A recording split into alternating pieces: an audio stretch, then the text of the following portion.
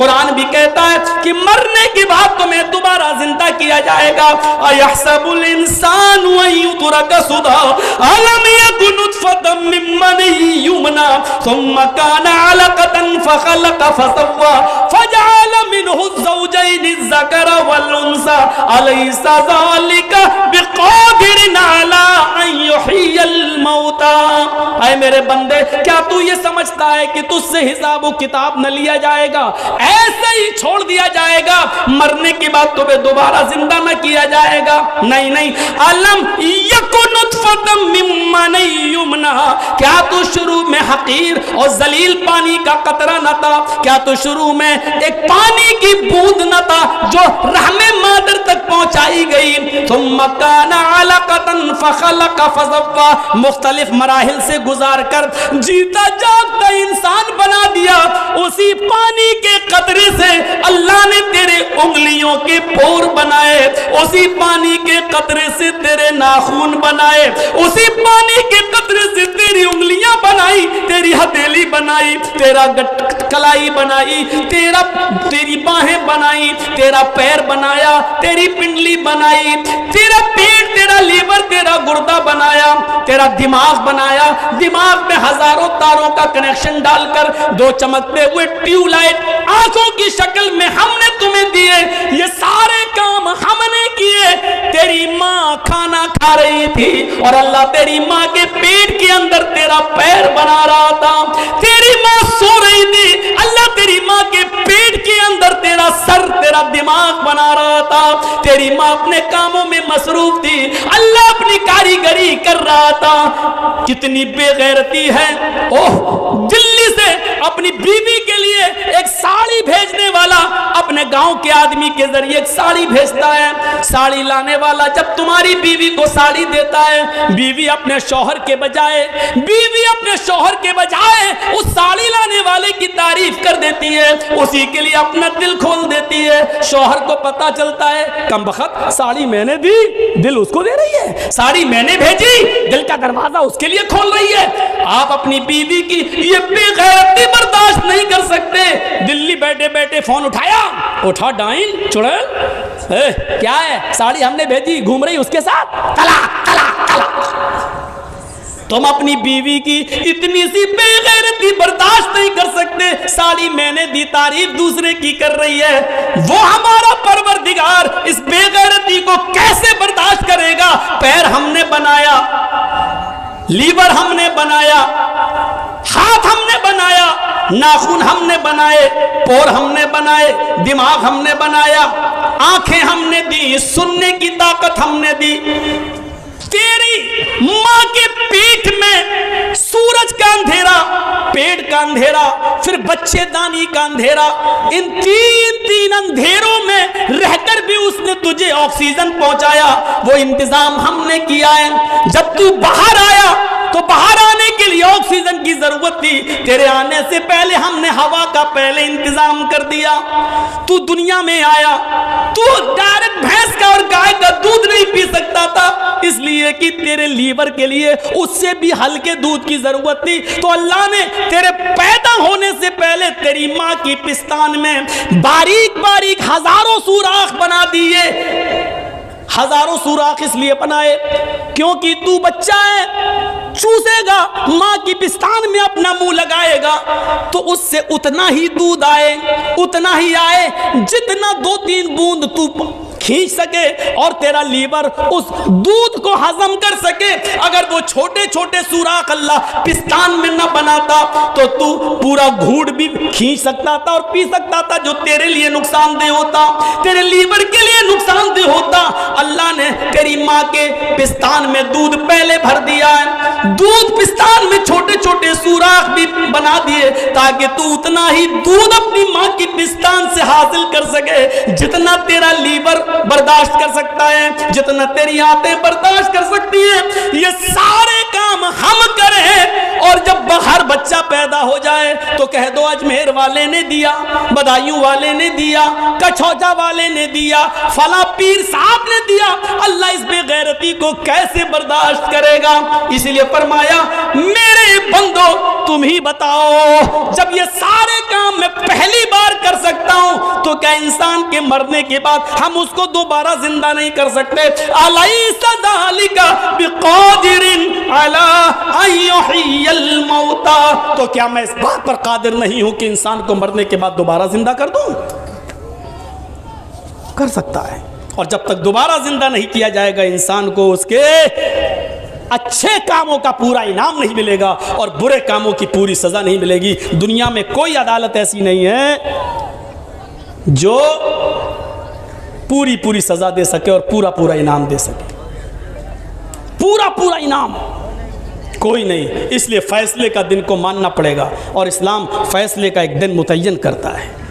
مرتیو جنمم مرتیو پشچاتم دتیہ جنمم بھوتی، لیجئے رگ وید تو یہ کہہ رہی ہے، نے ترتیہ نے چترتھ نے پنچم نے षष्ठ نے سپت نے اشٹ نے نوم نے دشنکہ، مرتیو پشچاتم دتیہ جنمم بھوتی، مرنے کے بعد تمہارا دوسرا جنم ہوگا۔ ایک ہی جنم بتا رہا رگ وید، مرنے کے بعد تمہیں دوبارہ وجود میں لایا جائے گا۔ نے ترتیہ نے چترتھ نے پنچ، نہ تیسری بار نہ چوتھی بار نہ پانچویں بار، نہ षष्ठ نہ چھٹی بار، نہ سپت نہ ساتویں بار، نہ اشٹ نہ آٹھویں بار، نہ نوم نہ نویں بار، نہ دشنکہ اور نہ 10ویں بار۔ یعنی مرنے کے بعد دوبارہ جیوت کیے جاؤ گے، نہ کتا بنو گے، نہ بلی بنو گے، نہ چوہا بنو گے، نہ چھچوندر بنو گے، نہ آلو بنو گے، نہ ٹماٹر بنو گے، کچھ نہیں۔ یہ ساری چیزیں مرنے کے بعد ایک دوسرا اس رگ وید نے کلیئر کر دیا ہے۔ اس لیے ہمیں اور آپ کو اس دنیا میں مرنے کے بعد والی زندگی کے لیے تیاری کرنا چاہیے۔ تو یہ اسلام ہے، اور اللہ نے یہ کیوں کہا کہ وَمَن يَبْتَغِ غَيْرَ الْإِسْلَامِ دِينًا، اسلام کو چھوڑ کر کوئی دوسرا دین تلاش کرو گے تو اس کا قبول نہیں کیا جائے گا۔ اسلام مساوات سکھلاتا ہے۔ آج کسی بھی مندر میں چلے جائیے آپ، برہمن کے ساتھ آپ نے کبھی کسی ٹھاکر کو پوجا کرتے ہوئے نہیں دیکھا ہوگا، کسی ٹھاکر کے ساتھ کسی ویش کو پوجا کرتے ہوئے نہیں دیکھا ہوگا، کسی ویش کے ساتھ کسی شودر کو پوجا کرتے ہوئے نہیں دیکھا ہوگا۔ برہمنوں کے مندر میں کبھی آپ نے شودر کو پوجا کرتے ہوئے نہیں دیکھا ہوگا، شودر کے مندر میں کبھی کسی برہمن کو پوجا کرتے ہوئے نہیں دیکھا ہوگا۔ یہ اسلام کی خوبی ہے، یہ اسلام کی خوبی ہے۔ کائنات کی سب سے عظیم مسجد خانہ کعبہ، پہلی صف میں اذان کی آواز سن کر سعودیہ کا کوئی غریب انسان، ٹیکسی چلانے والا، رکشہ چلانے والا، نماز پڑھنے کے لیے اگر پہلی صف میں بھی آ کر بیٹھ جاتا ہے اور پہلی صف فل ہو جاتی ہے، اور سعودیہ کے بادشاہ سلمان، کنگ سلمان کو آنے میں تھوڑی دیر ہو جاتی ہے، لیکن یہ طاقت کنگ سلمان کے اندر بھی نہیں ہے کہ وہ آگے بیٹھے ہوئے اس رکشہ چلانے والے آدمی کو اس کی صف سے ہٹا کر اس کو پیچھے کر دے اور خود وہ آگے بیٹھ جائے۔ میرے بھائیو، تم بعد میں آئے ہو، پیچھے جہاں جگہ ملے وہاں آگے کی صف سے کسی غریب انسان کو بھی ہٹانے کا پاور تم بادشاہ ہوگے سعودیہ کے، لیکن آئے ہو میرے گھر میں، یہاں تمہاری نہیں چلے گی، یہاں میرا قانون چلے گا، یہاں میرے اصول چلیں گے، یہاں میرے ضابطے چلیں گے۔ یہ دنیا میں ایک واحد مذہب ہے اسلام جو کسی بادشاہ کو بھی اتھارٹی اور پاور نہیں دیتا کہ آگے کی صف سے کسی غریب آدمی کو اٹھا کر پیچھے کر دے۔ یہ اسلام کی خصوصیت ہے، یہ اسلام کی وشیشتا ہے، اور شاید انہی وشیشتاؤں کو دیکھ کر ڈاکٹر امبیڈکر نے اسلام قبول کرنے کی طرف قدم اٹھایا تھا۔ بیت المقدس فتح ہو جب ہاتھ میں آتی ہے، حضرت عمر کو دعوت دی جاتی ہے کہ آئیے امیر المومنین بیت المقدس میں آئیے اور یہاں 2 رکعت نماز پڑھائیے ہمیں۔ حضرت عمر فاروق بیت المقدس کا سفر کر رہے ہیں، یروشلم کی سرزمین پر گھس جاتے ہیں، اور وہاں سے جب بیت المقدس کی طرف جاتے ہیں، جس اونٹ کے اوپر جا رہے تھے اس اونٹ کے اوپر صرف ایک ہی آدمی بیٹھ سکتا تھا، کیونکہ اس اونٹ کے اوپر اس کی غذا لاد دی گئی تھی، اس کا کھانا لدا ہوا تھا۔ ایک آدمی بیٹھ سکتا تھا اور ایک آدمی لگام پکڑ کر اونٹنی کو لے کے چلتا۔ یہ طے ہوا 1 میل تم چلو گے میں بیٹھوں گا، پھر 1 میل میں چلوں گا تم بیٹھو گے۔ کس نے؟ حضرت عمر فاروق نے۔ کس سے کہا؟ اپنے غلام افلح سے۔ کیا کہا؟ 1 میل میں بیٹھوں گا، تم اونٹنی کی لگام پکڑو گے، اور پھر تم بیٹھو گے، میں اونٹنی کی لگام پکڑوں گا۔ اور جب یہ سفر ہونے لگا، چلنے لگے، حضرت عمر فاروق رضی اللہ تعالیٰ عنہ اور بیت المقدس جب آنے والا ہوا، اتفاق دیکھیے ایسا منظر ہمیں کہیں نہیں دیکھنے کو نہیں ملتا ہے۔ یہ منظر آج کے شاہانہ شان و شوکت میں حکومت کرنے والے اس منظر کو دیکھیں۔ اسی لیے مہاتما گاندھی نے ستیہ اور اہنسا میں لکھا ہے کہ حضرت عمر فاروق جیسا عدل اور انصاف اگر بھارت میں قائم کر دیا جائے تو اس دیش کے اندر سے ہتیائیں بند ہو جائیں، اس دیش میں امن سکون اور شانتی پیدا ہو جائے اور امن و سکون اور شانتی کی گنگا بہنے لگے۔ یہ مہاتما گاندھی نے کہا ہے۔ بی جے پی گورنمنٹ ہونے کے باوجود، مودی کے پردھان منتری ہونے کے باوجود ستیہ اور اہنسا سے یہ شبد نکل نہیں سکے، آج بھی موجود ہیں۔ آج کی اس 27 نومبر کی تاریخ میں بھی ستیہ اور اہنسا میں شبد موجود ہیں کہ عمر فاروق کا اگر نیائے عدل قائم کر دیا جائے تو دیش میں خون خرابہ بند ہو جائے۔ مہاتما گاندھی کے جملے آج بھی لکھے ہوئے۔ بیت المقدس جب آنے والا ہوا تو اتفاق دیکھیے، حضرت عمر فاروق کی اونٹنی کی لگام پکڑنے کی باری آ جاتی ہے۔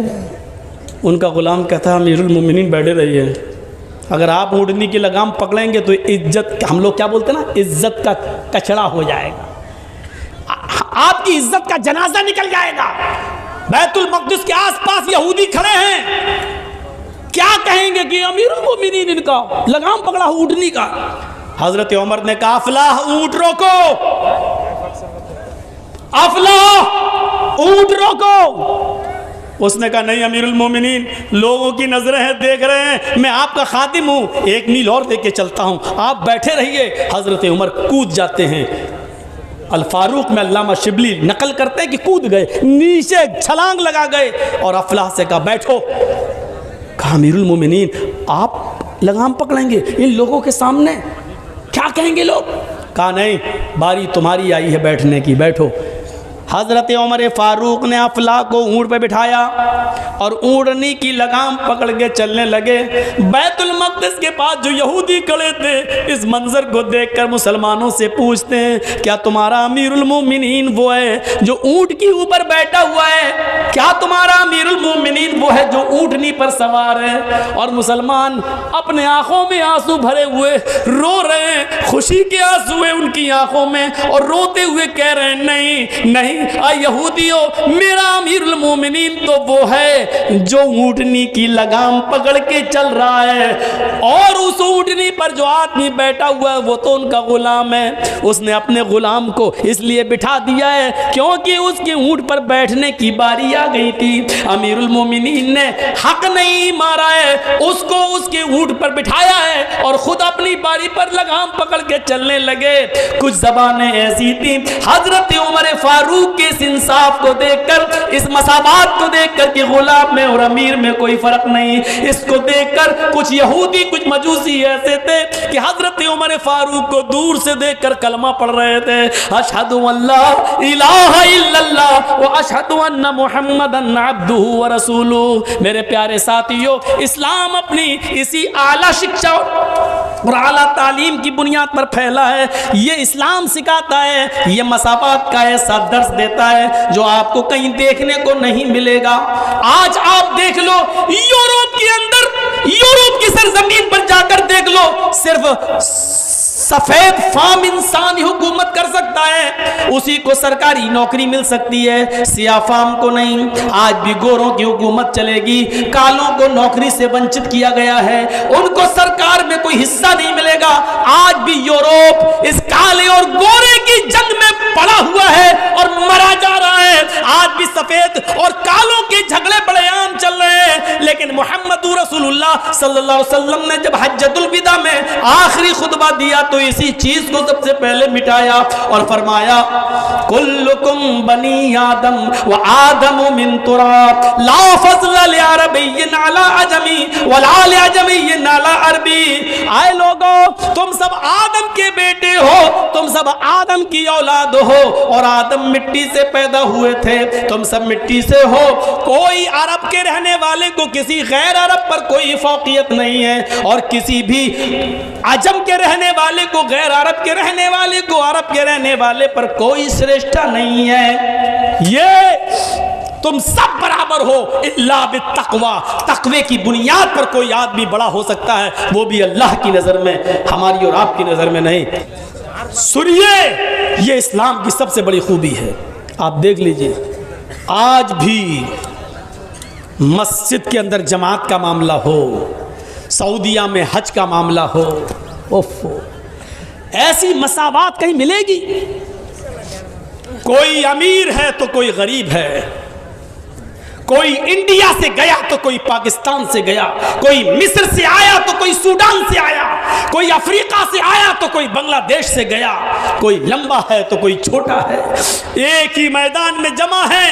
عرفات کا میدان لبالب بھرا ہے اور سب کے منہ سے ایک ہی جملہ نکل رہا ہے، لبیک لبیک اللہم لبیک لا شریک لک لبیک، حاضر ہوں اے اللہ، میں تیرے دربار میں حاضر ہوں۔ ایسا لگ رہا ہے جیسے کوئی بہت بڑا پاپی، بہت بڑا گناہگار گورنمنٹ نے جس کو موقع دیا ہو کہ 1 مہینے کا موقع دے رہا ہوں، وہ کورٹ میں آ کے اپنے آپ کو سرنڈر کر دے، ورنہ 1 مہینے میں حاضر نہ ہوا تو اس کو جہاں دکھائی دے گولی سے شوٹ کر دو، مار دو۔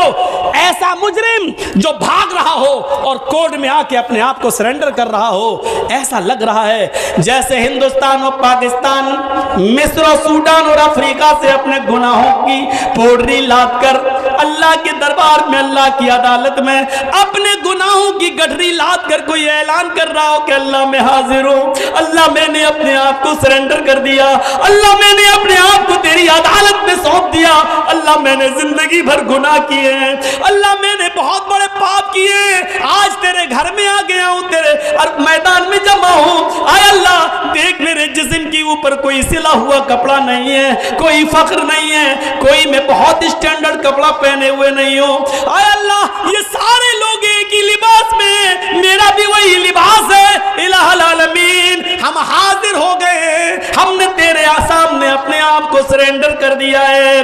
یہاں سرنڈر کرتا ہے، یہاں معافی مانگ رہا ہے، یہاں اپنے آنکھوں کے آنسوؤں سے اپنے گناہوں کی سیاہی کو دھل رہا ہے، ادھر سے بھی آواز آتی ہے، اے فرشتوں گواہ رہنا، میرے بندے نے اپنے گناہوں کی پوڑری میرے سامنے پٹک دی ہے اور ہم کو اسے اقرار کر لیا ہے کہ ہم اپنے گناہ مٹانے کے لیے تجھ سے توبہ اور استغفار کرنے کے لیے آئے ہیں۔ فرشتوں گواہ رہنا، میں نے اپنے تمام بندوں کے گناہوں کو معاف کر دیا ہے، ان کو آج ایسا کر دیا ہے جیسے ان کی ماں نے انہیں آج ہی اپنی پیٹ سے جنا ہے، اپنے پیٹ سے آج ہی پیدا کیا ہے، جیسے بچہ گناہوں سے پاک و صاف ہوتا ہے، میں نے بھی ان کے گناہوں کو بخش دیا ہے، پاک و صاف کر دیا ہے ان کو گناہوں سے۔ میرے بھائیوں، ایک ہی لباس کیسا لگتا ہے؟ مساوات کا ایسا درس کہیں آپ کو دیکھنے کو نہیں ملے گا، کسی بھی جگہ نہیں ملے گا۔ یہ اسلام کی سب سے بڑی خوبی ہے کہ اس نے مساوات کا درس دیا ہے، کوئی بھی ہو۔ قرآن یہاں تک کہتا ہے ایمانوں والو، لا یجرمنکم شنآن قوم علی اللہ تعدلوا اعدلوا، ہاں ایمان والو، کسی قوم کی دشمنی تمہیں کہیں ظلم کرنے پر مجبور نہ کر دے، کسی بھی حال میں ظلم مت ہونے دینا بلکہ انصاف کرنا۔ قرآن نے عدل کا حکم دیا، کوئی غیر مسلم کے ساتھ تمہارا معاملہ ہے ادھر بھی انصاف۔ اور دیکھا گیا قاضی شرح کی عدالت کے اندر جب حضرت علی کی ایک زرہ غائب ہو گئی، زرہ جو ہاتھ میں پہنی جاتی ہے اور تلوار چلائی جاتی ہے اس ہاتھ سے، اور جب کوئی کافر آپ کو تلوار مارتا ہے تو زرہ سے بچا لیا جاتا ہے، یا وہ تو ڈھال ہوتی ہے، زرہ جو ہے لوہے کی پہن لی جاتی ہے اپنے سینے پر تاکہ کوئی تیر نہ آئے، لوہے کی زرہ۔ ایک یہودی کے پاس دیکھتے ہیں 6 مہینے کے بعد، تو حضرت علی نے کہا یہ زرہ میری ہے، کہا نہیں، یہودی نے کہا یہ زرہ میری ہے۔ حضرت علی نے کہا یہ دیکھو جھوٹ مت بولو، یہ زرہ میری ہے، میں پہچانتا ہوں۔ یہودی نے کہا یہ زرہ میری ہے، اگر آپ کہتے میری ہے تو جاؤ عدالت میں اپنا مقدمہ دائر کرو اور ثابت کرو کہ یہ زرہ تمہاری ہے۔ حضرت علی امیر المومنین ہیں، لیکن اس کے باوجود یہودی سے زرہ نہیں لے پا رہے ہیں، قاضی شرح کی عدالت میں مقدمہ دائر کرتے ہیں کہ میری ایک زرہ ہے یہودی کے پاس۔ تاریخ دے کر یہودی کو طلب کیا گیا، حضرت عمر بھی اس تاریخ میں آئے، حضرت عمر فاروق سے پہلے یہودی کہنے لگا قاضی صاحب حضرت عمر نے، حضرت علی نے مقدمہ دائر کیا ہے میرے خلاف۔ قاضی شریح نے کہا اے یہودی خاموش رہو، تم مدعا علیہ ہو، مدعی نہیں، مدعی حضرت علی ہیں، پہلے ان کو بولنے کی اجازت دی جائے گی۔ حضرت علی نے کہا قاضی صاحب میری زرہ 6 مہینے پہلے گم ہو گئی تھی، 6 مہینے کے بعد یہ زرہ میں نے ایک یہودی کے ہاتھ میں دیکھی ہے، لہٰذا یہ زرہ میری ہے، مجھے دی جائے۔ کہا یہودی اب تو بول کیا بولتا اپنی صفائی میں؟ یہودی کہتا ہے قاضی صاحب حضرت علی غلط کہہ رہے ہیں، یہ زرہ تو کئی مہینوں سے کئی سالوں سے میرے پاس ہے اور اس زرہ کا مالک میں ہوں۔ قاضی صاحب کہتے ہیں حضرت علی کو سچا مانتے ہیں، امیر المومنین مان رہے ہیں، لیکن اصول ہوتا ہے، ضابطہ ہوتا ہے، فیصلہ سنانے والے کو بہت ہی ہوشیاری سے فیصلہ سنانا ہے۔ قاضی صاحب نے کہا علی اگر آپ کی یہ زرہ ہے تو اپنے لیے گواہ پیش کرو جو یہ گواہی دے کہ یہ زرہ آپ کی ہے۔ حضرت علی نے اپنے بیٹے کو پیش کیا، اے حسین یہ حسن گواہی دو، بتاؤ یہ زرہ کس کی ہے؟ حضرت حسن کٹ گھرے میں کھڑے ہوتے ہیں اور کہتے ہیں قاضی صاحب یہ زرہ میرے باپ کی ہے، دروازے پہ رکھی تھی، گھر کے اندر چلے گئے، تھوڑی دیر کے بعد لوٹ کے آئے تو زرہ غائب، یہی زرہ ہے جو اس یہودی کے پاس ہے اور میں گواہی دیتا ہوں کہ یہ میرے باپ حضرت علی کی زرہ ہے۔ حضرت حسن کی شہادت پر قاضی صاحب ایکشن لیتے ہیں۔ قاضی شریح کا جواب دیکھیے، اے علی امیر المومنین آپ کو معلوم ہونا چاہیے کہ حسن آپ کے بیٹے ہیں اور شریعت یہ کہتی ہے کہ باپ کے حق میں بیٹے کی گواہی معتبر نہیں ہے، کیونکہ بیٹا اکثر اپنے باپ ہی کے فیور میں بولتا ہے، اسی کی طرفداری میں بولتا ہے۔ مجھے افسوس ہے کہ میں تمہارے بیٹے کی گواہی منظور نہیں کر سکتا۔ شریعت کے مطابق باپ کے حق میں بیٹے کی گواہی کا کوئی اعتبار نہیں ہے، واپس کرو، کوئی دوسرا گواہ لاؤ۔ حضرت علی نے دوسرا گواہ اپنا غلام پیش کر دیا۔ غلام نے کہا یہ زرہ میرے مالک علی کی ہے، میں نے انہی کے پاس دیکھی ہے، دروازے کے باہر رکھی تھی، اندر سے آئے تو دیکھا غائب۔ 6 مہینے کے بعد یہ زرہ اس یہودی کے پاس دکھی، یہودی بے ایمانی کر رہا ہے، دے نہیں رہا ہے۔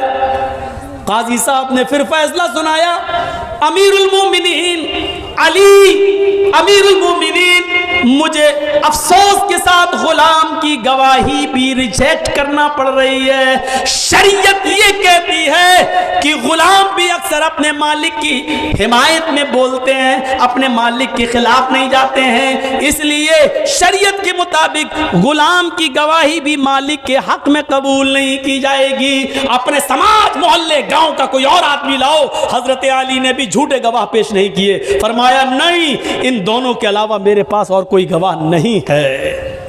قاضی صاحب فیصلہ کرتے بھی بچے سے یہ نہ کہتا کہ میرا باپ گورنر ہے، میرا کوئی کچھ نہیں کر سکتا۔ تمہیں نہیں معلوم کہ اسلام لانے کے بعد کوئی چھوٹا اور بڑا نہیں ہے، عدل کا تقاضا یہ ہے کہ تمہیں بھی کوڑا مارا جائے، کیونکہ تمہارے بیٹے کو یہ جرت کیسے ہوئی یہ کہنے کی کہ میں گورنر کا بیٹا ہوں۔ یہ کوڑا تمہیں یاد رکھے گا اور ہمیشہ اپنے بیٹے کو اب صحیح تربیت تم دو گے۔ میرے پیارے ساتھیوں، یہ مساوات کا ایسا درس اسلام دیتا ہے جو دنیا کی کسی تاریخ میں نہیں ملتا ہے، کسی تاریخ میں نہیں۔ آج ایک ایک روپے کے ساتھ اور کروڑوں روپیوں کے ساتھ کیا معاملہ ہوتا ہے۔ ذرا تصور کرو کہ عمر ابن عبدالعزیز کی بیوی کے پیٹ میں بچہ ہے، 4 دن سے بھوکی ہے، کھانا نہیں ملا۔ ان اپنی خادمہ سے کہتی یہ تو کچھ دیں گے نہیں، تم بیت المال سے تھوڑا دودھ لے آؤ۔ بیت المال کے خازن نے جلدی سے تھوڑا دودھ کا پیالہ دے دیا، کیونکہ خادمہ نے کہا تھا 4 دن سے کچھ نہیں کھایا، اگر کچھ ملا نہیں تو بچہ مر جائے گا، پیٹ میں بچہ کہیں مر نہ جائے۔